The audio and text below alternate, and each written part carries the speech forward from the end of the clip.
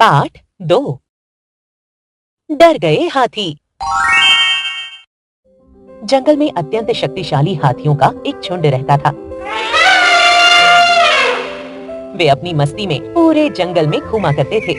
वे अपने सामने किसी भी जानवर को कुछ नहीं समझते थे, इसलिए अधिकतर जानवर इनसे डर के मारे दूर ही रहते थे। इन बलशाली हाथियों से सभी जानवर डरते थे। एक बार जंगल में कई महीनों तक वर्षा नहीं हुई। सारे तालाब और नाले सूख गए। हाथियों को यह देखकर चिंता होने लगी। वे सोचने लगे कि अब उनका काम कैसे चलेगा, क्योंकि उनके बच्चों को नहाने व पीने के लिए तो बहुत सारे पानी की आवश्यकता होती है। इसीलिए वे अपने राजा के पास गए। उन्होंने उससे कहा कि वह हमारे लिए कोई व्यवस्था करे। हाथी राजा को याद आया कि जंगल में एक ऐसी झील है जिसका जल कभी नहीं सूखता। धरती का ताज़ा पानी हमेशा उसे भरता रहता है। यह जानकर पूरा झुंड बहुत खुश हुआ। सभी उस झील को देखने के लिए उत्सुक हुए। वे सब झील की ओर चल दिए। अगले दिन सुबह वे सब उस झील के पास जा पहुँचे। पानी देखते ही वे सब दीवानों की तरह उस ओर लपके। झील के किनारे की दलदली भूमि में बहुत से खरगोशों के बिल थे। हाथियों के चलने से उनमें से कई खरगोश मारे और कुचले गए। अपनी मस्ती में चलते और दौड़ते उन हाथियों को यह पता ही नहीं चला कि उन्होंने कितने ही खरगोशों को जान से मार दिया है। खरगोश इससे बहुत दुखी थे।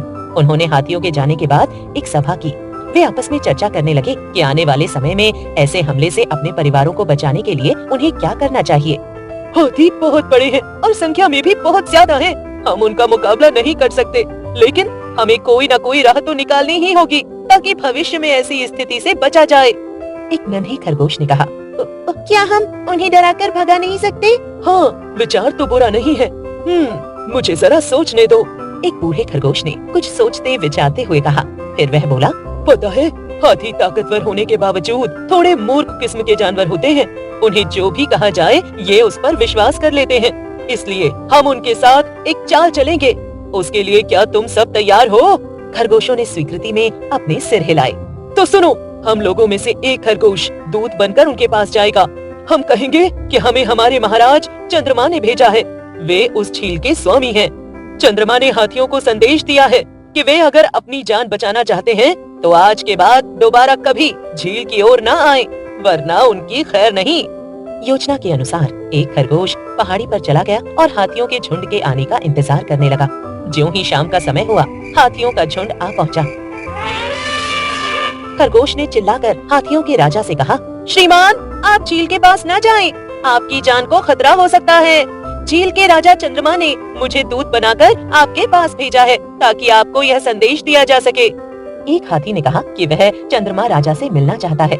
उसने खरगोश से कहा कि वह उसे अपने राजा से मिलवा दे। रात गहराने लगी तो खरगोश हाथी को झील के पास ले गया।